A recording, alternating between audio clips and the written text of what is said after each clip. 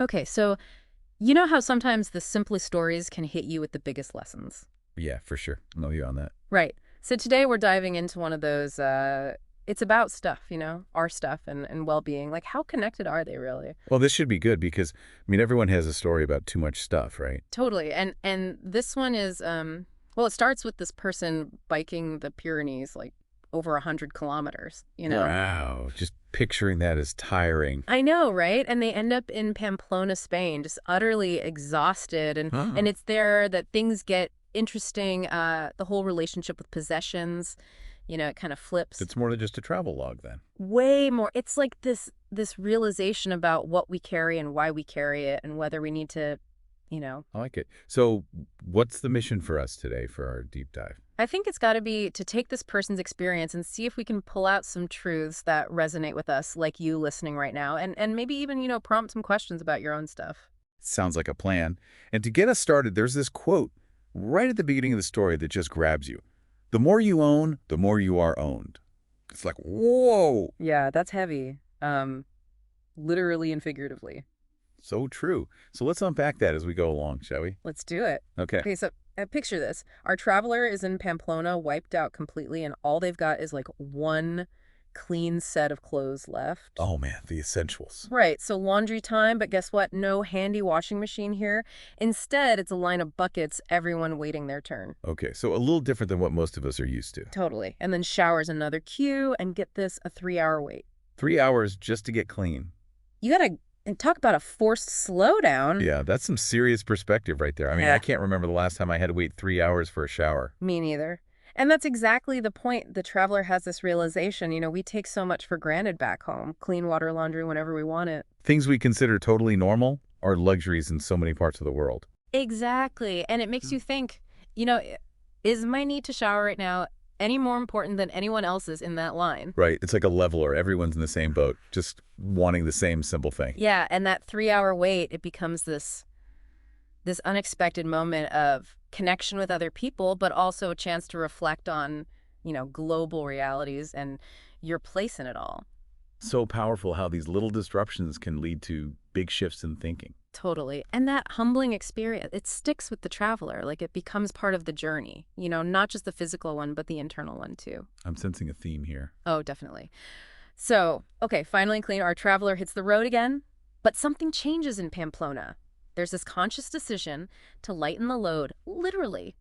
They give away 2 sweaters and 5 pairs of socks. Wow, that's got to make a difference. Huge difference. Backpack goes down to 17 pounds, nearly half of what they started with. You'd think that'd feel amazing instantly, right? You would, right? Less weight equals more freedom, right? Makes sense. But here's the thing. The next day, the traveler still feels heavy. Sure, the legs are tired from all the biking, but there's also this feeling of there's more to let go of.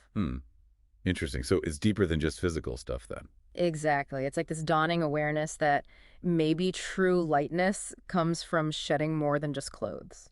Okay, I'm intrigued. So what happens next? So the journey continues, and this letting go, it becomes almost a ritual. In every village, more stuff gets left behind until we get to this incredibly simple inventory: a lock, 2 shirts, 2 pairs of pants, and 2 pairs each of socks and underwear. Wow, that's it. That's like the ultimate minimalist packing list. Right.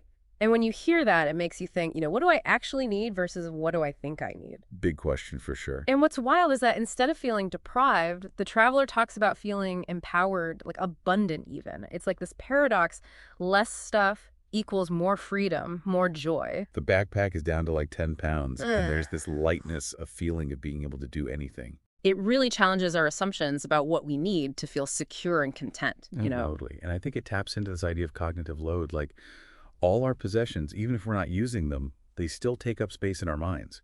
We're constantly aware of them, even subconsciously thinking about where they are, if we need them, how to take care of them. It's like mental clutter. Exactly. Yeah. And so when you physically reduce that clutter, Yeah. you free up mental space. And that can lead to less worry, a clearer mind, more energy for the things that matter. Makes sense. And this realization, it leads to a deeper self-reflection. The traveler starts looking at past choices, and realizes they were prioritizing possessions over passions, money over time, quantity over quality, even seeking approval from others instead of following their own inner compass. Oh, that's so relatable. It's like we get caught up in this cycle of wanting more, needing more, and we lose sight of what truly fulfills us. Yeah, and that's where that quote comes back in. The more you own, the more you own. It's like all of that stuff. It starts to own you, your time, your energy, your thoughts even. It dictates your choices instead of the other way around. Exactly. And so by shedding all that, the traveler finds happiness, like true happiness.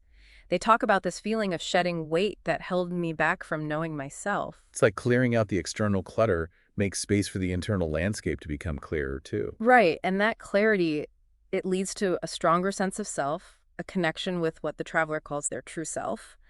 And from that place, future goals, dreams, aspirations, they all come into focus. That's the beauty of letting go. It creates space for something new to emerge. And the best part is it doesn't have to be about ditching all your belongings and living like a minimalist. It's about being intentional about what you bring into your life and what you choose to hold on to. Exactly. It's about asking yourself those tough questions like, do I really need this? Or even, is this job, this relationship, this behavior making me happy or helping me become a better me? Powerful questions, right? And if the answer is no, then what? Then you have a choice.